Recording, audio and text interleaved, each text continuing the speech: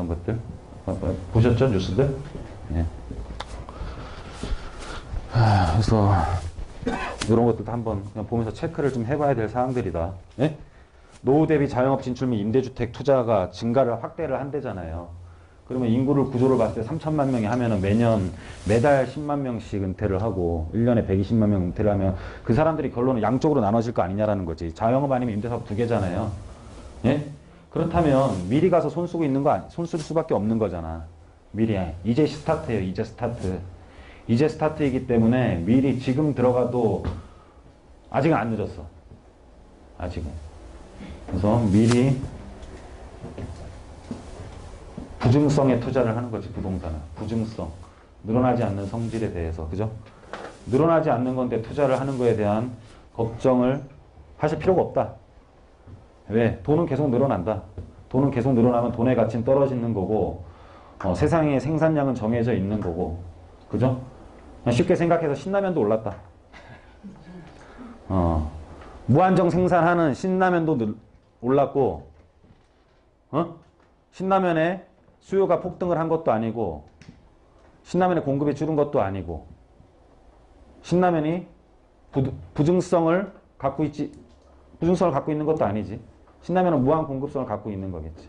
근데도 신라면이라는 게 처음 나올 때 120원, 지금 한 600원 정도 하겠죠? 하죠? 예? 네? 신라면도 올랐다. 내가 왜 120원인지 잘 기억해요. 우리 어머니가 맨날 10원 때문에 안성탕면 사갖고 내가 맨날 뭐라 그랬어. 안성탕면 110원이었거든, 그때. 네. 그쵸? 네. 그래가지고, 그것도 올랐어. 그것도 올랐고, 뭐, 그랜저가 물론 좋아졌지만, 그랜저가 세대를 거듭하면서, 제가 보기엔 더 작아진 것 같은데, 값은 더 올랐지. 네? 계속 그렇게 되는 거야, 그냥. 세상이라는 것은 계속 올라간다. 인건비도 계속 올랐고, 여러분들이 먹고 살기 점점 힘들어져서 그렇지, 월급은 점점 떨어진 적은 없다, 그냥. 네? 세상이 변하는 것보다 내 소득 상승률이 줄어든 것 뿐이지, 내가 월급이 떨어진 건 없는데 살긴 점점 힘들어지는 거지. 그것도 돈에 대한 구조를 알면 그건 당연히 이해가 가요. 이게 굉장히 착시 효과를 많이 일으켜, 언론이라는 게.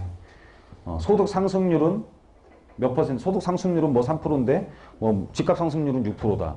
왜 프롤레타리아들, 노동자들에 대한 상승률로 그걸 또 해요? 집을 갖고 있는 사람들은 부르주아들인데, 부르주아들의 상승률을 따져야지.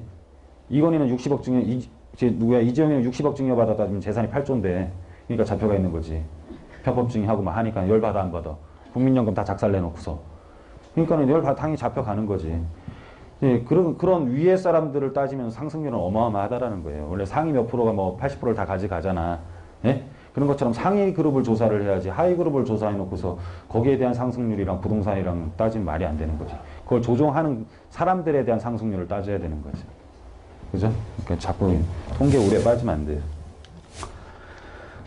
가계부채 1388조 원, 가계대출 1313조 원, 뭐 신용 75조, 은행중심, 주택담보대출 744조, 뭐 이렇게 잘도 조사를 했어요. 그쵸?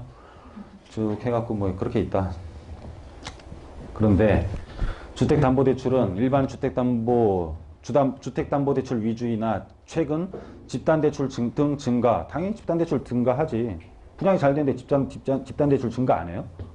당연한 현상이다. 그쵸? 근데 막을 수 있는 것도 아니야. 법상 또 못 막게 돼 있어, 지금. 그것도 이따 설명드릴게요.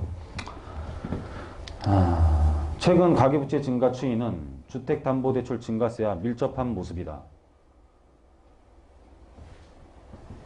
당연한 말이죠. 네? 주택담보대출이 증가할수록 가계부채가 증가를 하는 건데 무슨 밀접한 모습은 당연한 거지. 예? 당연한 거잖아. 당연한 것을 막 이상하게 어렵게 써놓으니까 막 여러분들은 막 대책 나면 꼼짝도 못하고 막 당연하다. 그냥 최근 주택시장 호조 등으로 집단대출 정책 잔액 증가했다. 당연하다. 그냥 당연하지. 그러니까 쫄 필요 없다. 당연하다.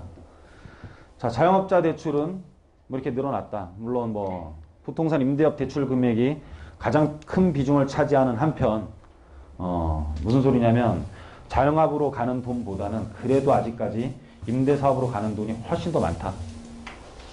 네? 무슨 말인지 이해 가세요? 부동산 임대업 대출 금액이 가장 큰 비중을 차지한대잖아요. 예? 나머지는 임대 사업을 못하는 지식도 없는 저신용자 비중이 높은 수준이라는 거야. 무슨 말인지 가세요? 예? 예. 그러니까 돈 없는 사람이 오히려 자영업으로 가고 있는 거지. 돈이 없는 사람이 자영업으로 가고 있다는 뜻이고, 고소득자들, 은퇴자들은 다 부동산 임대업으로 진출을 한다라는 거야. 그쵸? 이게 앞으로 24년 동안 계속 될 일이다, 그냥. 24년 동안. 미리 가는 수밖에 없다. 베이비부모 세대들이 가는 쪽에 먼저 가 있으면 돈 번다.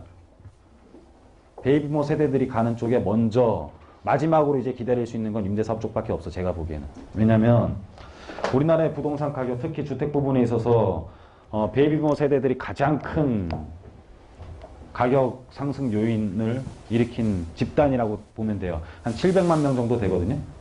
우리가 베이비부모 세대라는 집단이 한 700만 명 정도 되는데,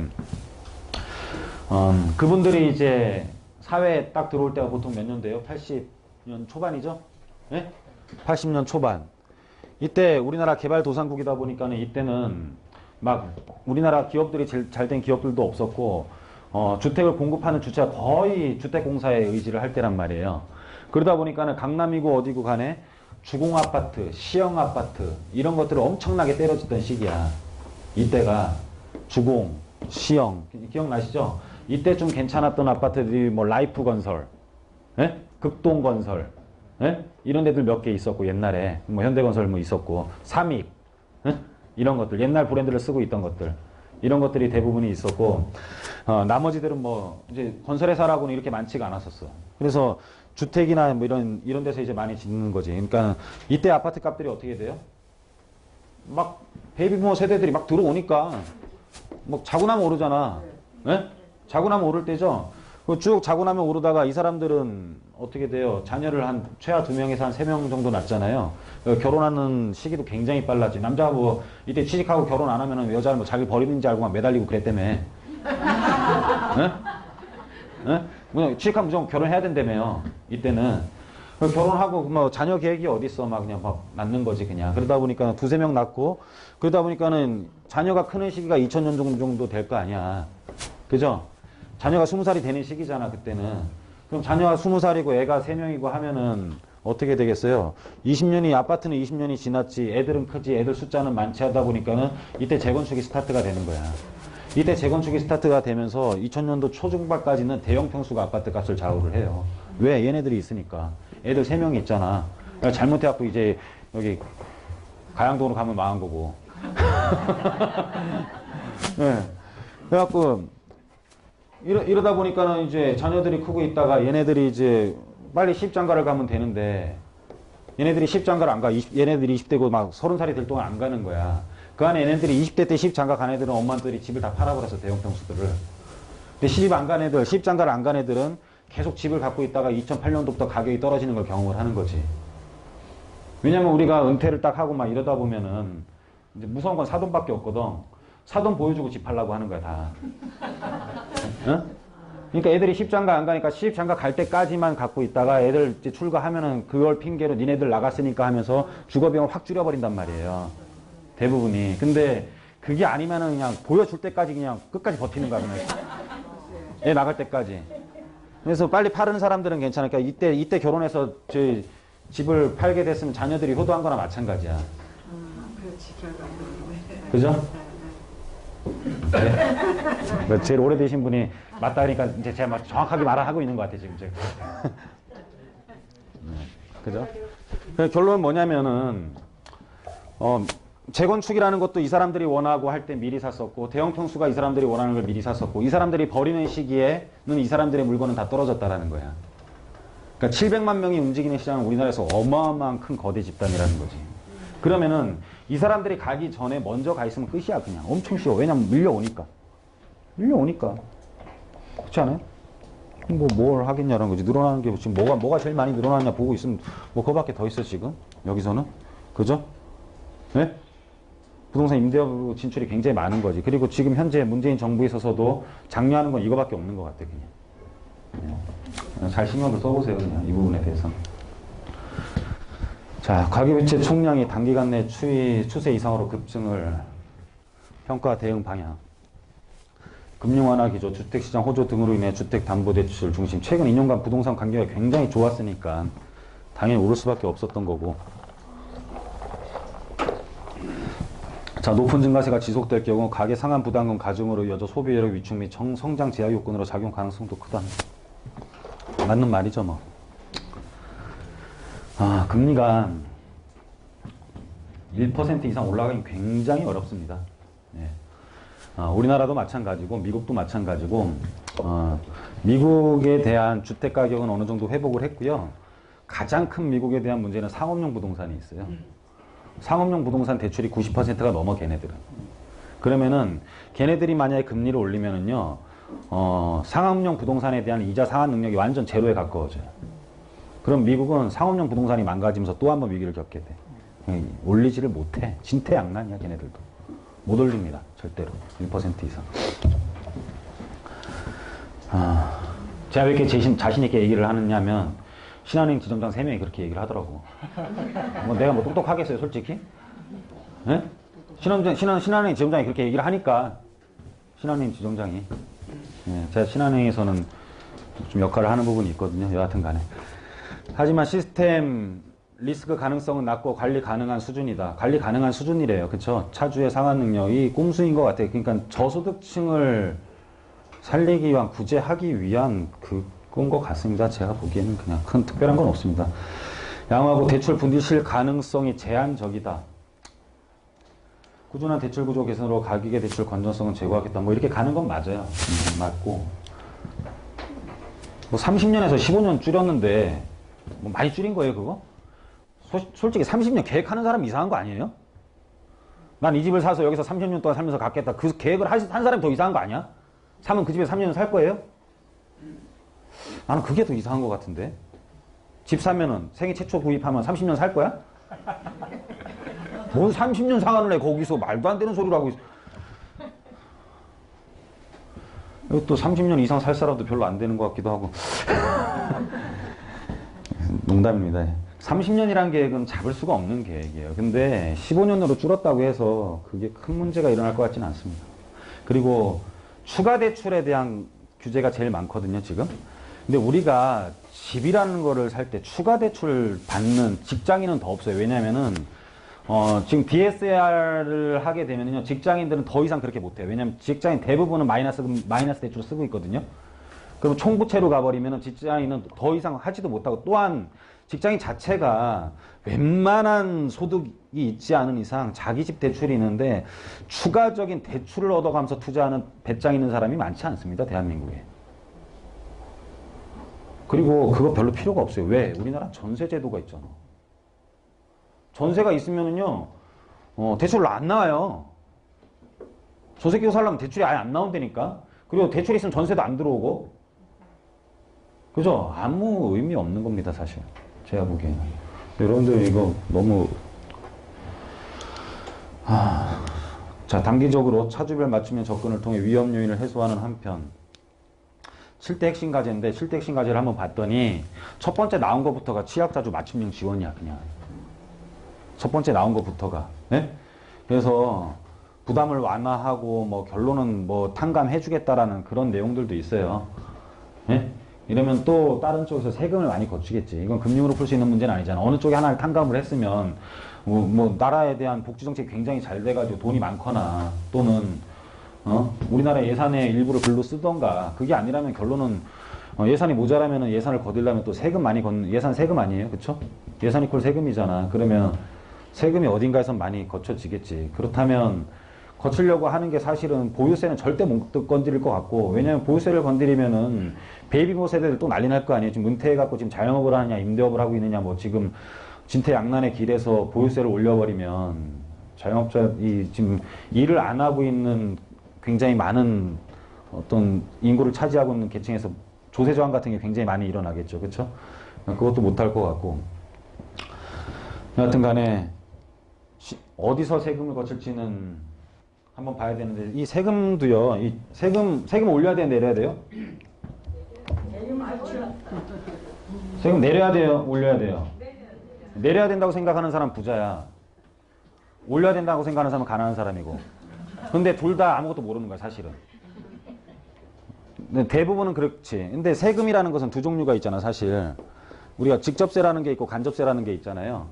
이 직접세는 뭐예요? 뭐 우리가 직접적으로 그냥 뭐 보유세, 내가 내는 게 티가 나는 세가 직접세잖아. 뭐 양도소득세도 직접세가 될 수 있을 거고. 근데 내가 내는지 모르고 내는 세금들이 있지. 우리가 보면은 뭐 담배세, 뭐 막권세, 뭐 주세, 유류세, 그죠? 이런 것들 간접세를 막 올리는 경우 같은 경우는 이거는 가진 사람이 힘든 거예요? 아니면 없는 사람이 힘든 거예요?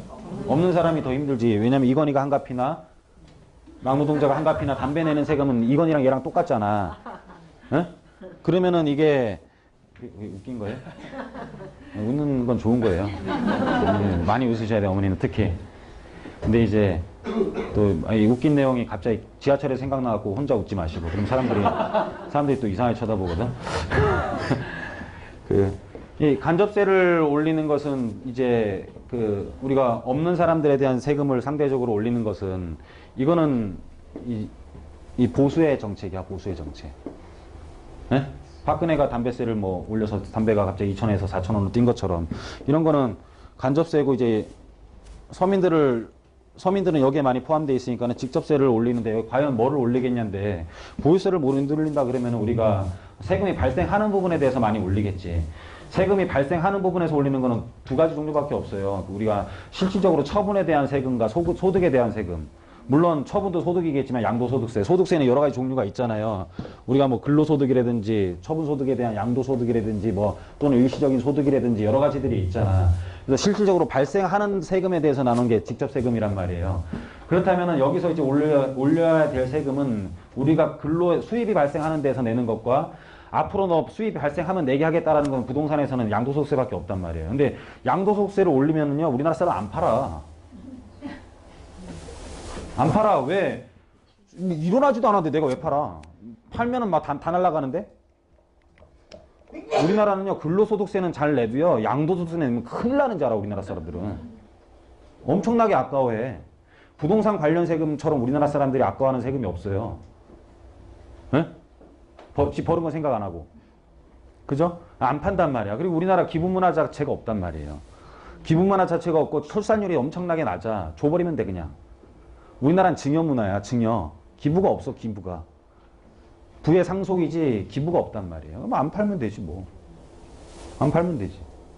그럼 증여세 올린다, 상속세 올린다. 나 죽은 다음에 내가 올리든 말든 나랑 뭔 상관이 안 팔지.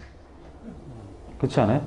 네, 그래서 그런 부분들에 대해서 아마 물건들이 안 나오게 된 과거 사례도 있다 설명드릴게요.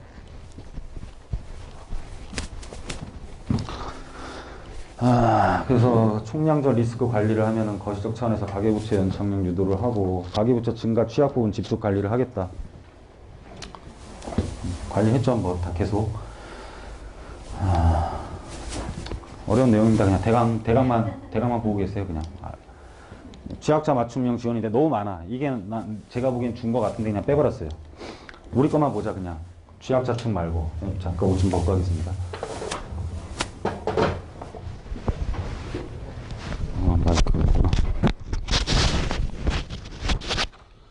이 파란 실선이요. 파란 실선이 지네들이 의도하겠다라는 거고, 이제 추세 전망치는 점선이란 말이야. 추세 전망치는 점선인데, 지금 실선은 정책으로서 저렇게 낮추겠다는데 저게 뭐 그렇게 큰 차이가 나는 것처럼 보입니까? 별로 안 보이죠?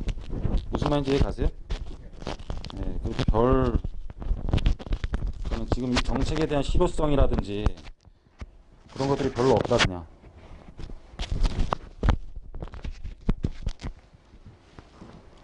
그래서 지금 가계부채 증가를 향후 추세 전망치보다 0.5에서 1.0포인트, 0포인트 낮춰서 지금 낮춰가지고 점진적으로 유도해서 실수요자 금융 접근성이 제약되지 않도록. 그러니까 지네들이 생각하는 것도 정책 추세도 떨어지고 있는 거거든, 지금.